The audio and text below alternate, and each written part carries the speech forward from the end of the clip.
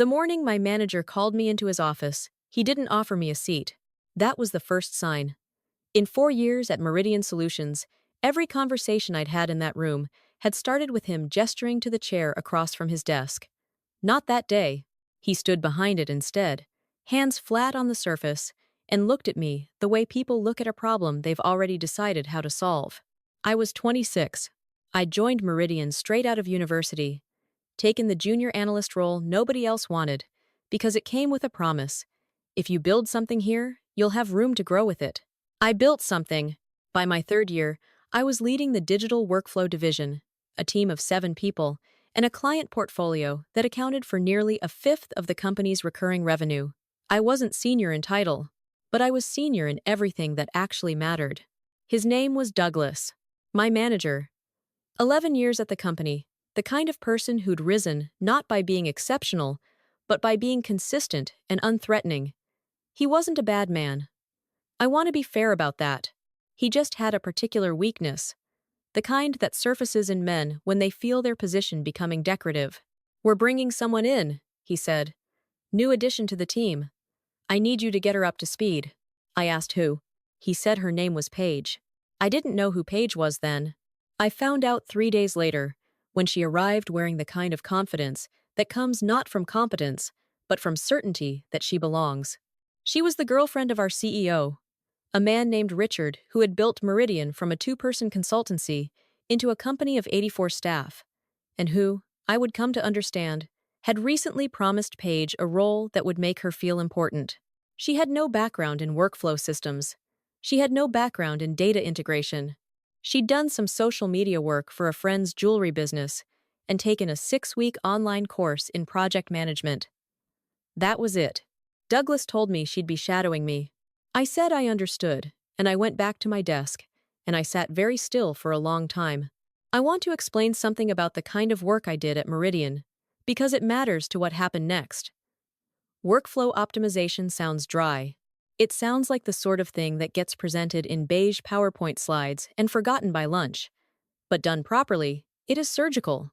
You go into a business, you map every process, every handoff, every point where time and money are leaking through cracks that have been there so long nobody sees them anymore. Then you design systems that close those gaps. When I did it well and I did it well, companies saved hundreds of thousands of dollars in a year. Some saved more. That knowledge lived inside me. It wasn't in a manual. It wasn't in a template. It was in the way I asked questions, the way I listened to answers, the way I could sit in a client meeting and know within 20 minutes where the real problem was hiding. You cannot download that in 6 weeks. You cannot absorb it by sitting beside someone. But that wasn't really the point of what Douglas was asking me to do. The point was to make Paige look like she belonged there. And Richard, who owned the company, had asked Douglas to make it happen. And Douglas had decided I was the one who would make it easy for everyone. I thought about it for a week. I watched Paige. She wasn't cruel. She wasn't even particularly entitled. She just existed in a category of person who has never been told that presence and value are different things. She smiled at clients. She wrote things in a notebook. She asked questions that were mostly the right questions, but asked for the wrong reasons not to understand, but to appear to. At the end of that week, I went back to Douglas. I told him I couldn't do it. Not wouldn't. Couldn't. I chose that word carefully. I explained that the work I did required trust, that clients trusted me because I'd earned that trust through results. That bringing someone in and positioning her as a co-lead without the background to support that position would erode something it had taken years to build. I wasn't protecting myself. I was protecting the client relationships the company depended on. Douglas listened. He nodded in the places people nod when they're waiting for you to stop talking. Then he said he'd need to discuss it with Richard. I knew then what was coming. I just didn't know how quickly. 2 weeks later, Douglas called me into his office again. This time, he did gesture to the chair. He had an HR representative with him, a woman named Sandra, who had the expression of someone who'd sat through this particular conversation more than once. They called it a restructure. They said my role was being repositioned. They used the phrase mutual separation twice, as if saying it twice made it more true. They had a document for me to sign, and a figure that represented 3 months of salary. They were professional and brisk, and careful not to use the word fired. I signed the document. I thanked them. I picked up the small succulent I kept on my desk, tucked it under my arm, and I walked to the lift. In the lift, going down, I looked at my reflection in the metal doors, and I made myself a promise. Not to make noise. Not to send the email I was composing in my head to every client I'd ever worked with. Not to post anything online. Not to ring anyone who might be sympathetic, and spend the next 3 months being furious in ways that cost me energy and gave me nothing. I was going to build something. I spent the first month doing very little. I won't romanticize it. There were mornings I woke up and felt the particular hollow that comes from losing not just income, but identity. I had been good at something. That thing had been taken from me, not because I'd failed at it, but because I'd refused to compromise it. That distinction felt important in my head, and invisible to the rest of the world. I gave myself the month. I walked. I cooked things that took a long time. I read. I let myself feel what it was, without trying to immediately convert it into productivity. Then, in month 2, I started talking to people. I wasn't looking for work, not exactly. I was listening. I'd spent 4 years inside one company's version of the problem I knew how to solve. I wanted to understand how the problem looked from the outside, from the businesses that hired consultancies like Meridian, from the founders who felt like something was always slightly wrong in their operations but couldn't name it. I talked to a woman who ran a boutique logistics company in Wellington, who said she'd been through 3 different consultants in 2 years, and none of them had fixed anything because none of them had stayed long enough to understand the real shape of the problem. I talked to a man who owned 4 dental clinics across Auckland, who said his admin systems were costing him 2 full-time positions in lost efficiency, and he had no idea where to start. I started to see it clearly. The problem with how Meridian sold its services was the same problem most consultancies had. They came in, they diagnosed, they prescribed, they left. The implementation was the client's problem, and implementation was exactly where everything fell apart. What if you didn't leave? What if the model was ongoing? Not a project, but a relationship. Not a report delivered and filed, but a system built and then maintained and improved in real time as the business changed around it? I spent 6 weeks developing that idea in a notebook. Then I spent another 6 weeks building the infrastructure for it. The service framework, the pricing model, the contract structure. I registered a company. I called it Stillpoint Advisory, because stillness is where clarity comes from, and because it sounded like the kind of name that would sit comfortably in a boardroom. I took on my first client through a contact I'd kept from before Meridian, a former colleague who'd started her own HR firm and was drowning in her own processes. I charged her a fraction of what Meridian would have. I delivered 10 times the attention. At the end of 3 months, she referred me to 2 other companies. One of those referred me to another. I did not advertise. I did not post on LinkedIn. I did not reach out to a single person I'd worked with at Meridian. I was building from scratch, and I wanted to build it without anything that could be traced back to who I'd been before, because I didn't want anyone to see this as a comeback. I wanted it to be something different, something mine. A year in, Stillpoint had 7 ongoing clients and a revenue that had almost matched my Meridian salary. At 18 months, it had exceeded it. I had brought on one contractor, a woman named Hiromi, who had more precision in her approach to systems mapping than anyone I'd met, and who matched my instinct for finding the real problem inside the stated one. I did not think often about Meridian. Sometimes, I wondered, in the abstract way, you wonder about things that no longer have power over you. How Paige was getting on. Whether she had found her feet. Whether the clients I'd left behind were being looked after properly. The answer to at least one of those questions came to me indirectly, through a phone call I received on a Tuesday morning in early autumn. The caller introduced himself as Neil. He was the head of operations at a company called Vantage Group, a mid-sized property development firm based in Auckland. He said he'd been given my name by one of my existing clients. He said Vantage had recently gone through a period of significant internal restructuring and were looking for external support on their workflow systems ahead of a major procurement process they were undertaking. I asked him to tell me more about the procurement process. He explained that Vantage was building a new residential development, a significant one, the kind that would take 3 years from consent to completion and involve dozens of contractors, suppliers, and regulatory checkpoints. They needed a technology and workflow partner who could design an integrated project management system from the ground up and maintain it throughout the build. They were going to tender for it. Multiple firms had been invited to pitch. I asked who else was pitching. He listed 4 names. The fourth one was Meridian Solutions. I was quiet for a moment. Then I said I was interested, and I asked him to send me the briefing documents. After I hung up, I sat for a while at my kitchen table. I want to be honest about what I felt, because it matters for what I did next. I felt something. Not quite excitement and not quite satisfaction. Something in between, quieter than both. The shape of something that had been building for a year and a half without me fully seeing it. I could have said no. The income wasn't something I needed desperately anymore. Taking on a client of Vantage's scale would stretch Stillpoint in ways that were real and not entirely comfortable, but I knew I could do it better than Meridian. I knew it the way you know things that live in your hands rather than your head.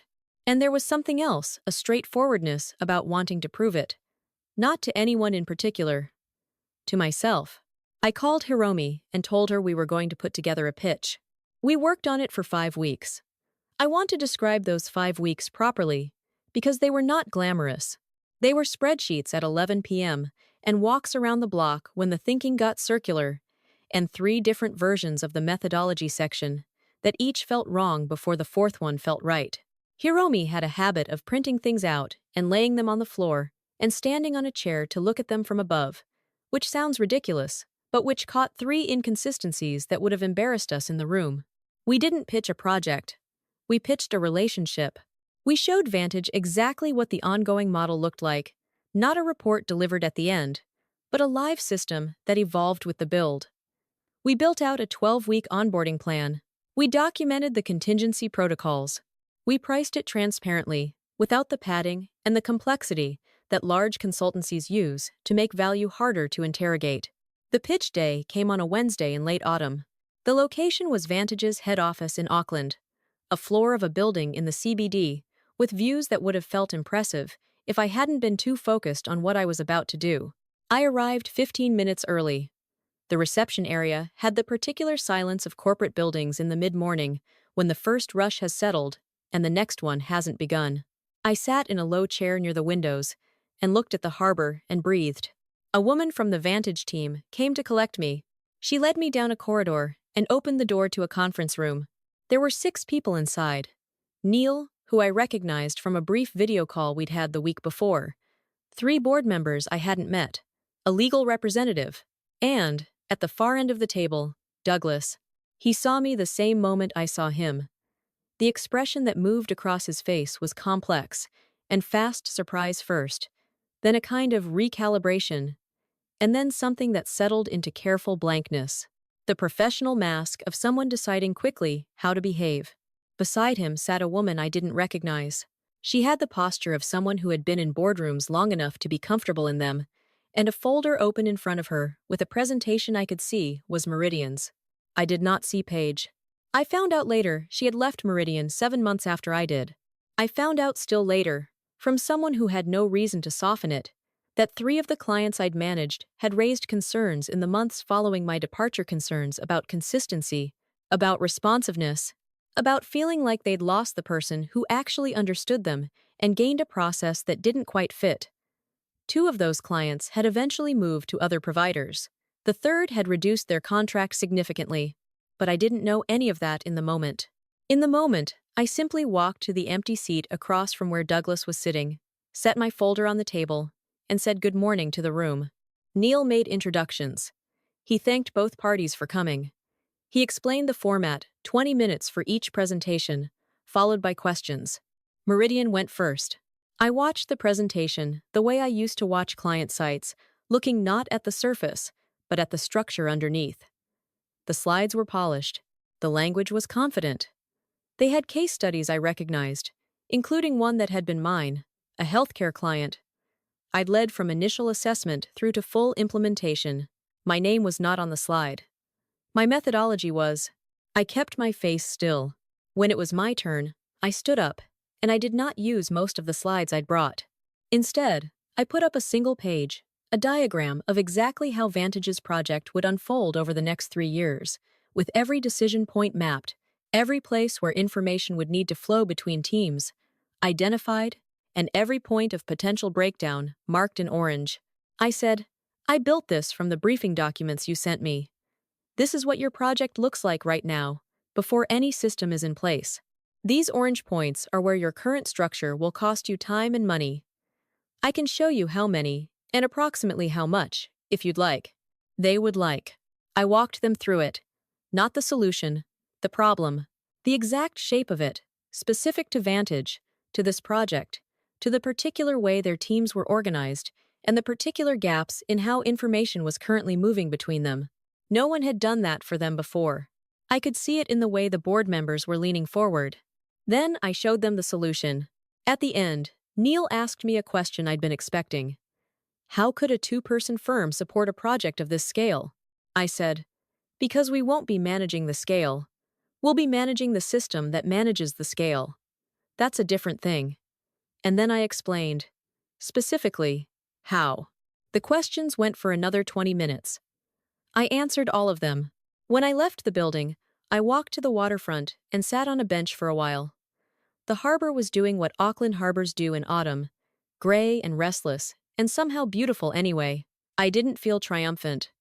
I felt something quieter, the particular peace of having done something exactly as well as you are capable of doing it. The contract came 3 weeks later. Vantage awarded it to Stillpoint Advisory. The total value over 3 years was significant more than I had earned in my entire time at Meridian. I learned from Neil, over a coffee we had the following month, that it had not been a close decision. The board had found Meridian's pitch competent and Stillpoint's pitch necessary. His exact words, Douglas sent me a message 2 days after the decision was announced. It was professional and brief. He said congratulations and that he hoped we'd have opportunities to collaborate in the future. I read it twice. Then I replied with 2 sentences, thank you, and yes, perhaps, and I moved on. Paige, I heard eventually, had gone back to studying. She was doing a proper degree in communications. I hope she enjoys it. I mean that without any edge. Richard still runs Meridian. I don't wish him anything bad. The decision he made when he asked Douglas to install his girlfriend in a role she hadn't earned was a bad one. But it was also a human one. The impulse to use power to protect the people we love. That it cost him 2 client relationships and, eventually, a major contract is not something I arranged. It's simply what happens when you confuse position with competence. 6 months after the Vantage contract began, I brought Hiromi on as a full partner. By the end of that year, Stillpoint had 11 ongoing clients, and I was turning down work I didn't have the capacity to take on properly. I hired a 3rd consultant. I started thinking about what the next version of the business looked like. I never made noise about any of it. I didn't post a thread. I didn't give an interview. I just worked. That's the part that I want to leave you with, because it took me a long time to really believe it. The most powerful thing you can do when someone underestimates you is not to convince them they're wrong. It's to become so undeniably valuable that the question of whether they were wrong answers itself quietly, in boardrooms, through outcomes, without you having to say a single word. I wasn't nervous the morning I walked into that Vantage meeting. I'd stopped being nervous about rooms a long time ago. Not all rooms will welcome you. Not every space you've earned your way into will acknowledge that you've earned it. There will be people who decide what you're worth based on criteria that have nothing to do with your actual capability. Your age, your title, who you know, who you don't know, whether you make the powerful people around you feel comfortable or complicated. When that happens, you have a choice. You can spend your energy trying to convince those people to see you differently, or you can put that same energy into building something that proves it for you. The second path is slower. It asks more of you. There are stretches of it that feel invisible, where you're working hard in silence and wondering if any of it is going anywhere. But what you build in silence is yours in a way that nothing borrowed or granted ever can be. It doesn't come with conditions. It doesn't disappear when someone decides they'd rather give the opportunity to someone else. I sat in that boardroom as a competitor, not because I planned revenge, but because I kept building when it would have been easier to stop. The woman across the table, who had once signed my separation papers, wasn't my obstacle anymore. She was just another person, in a room where I had every right to be. That's the thing about building quietly. By the time anyone notices, it's already done.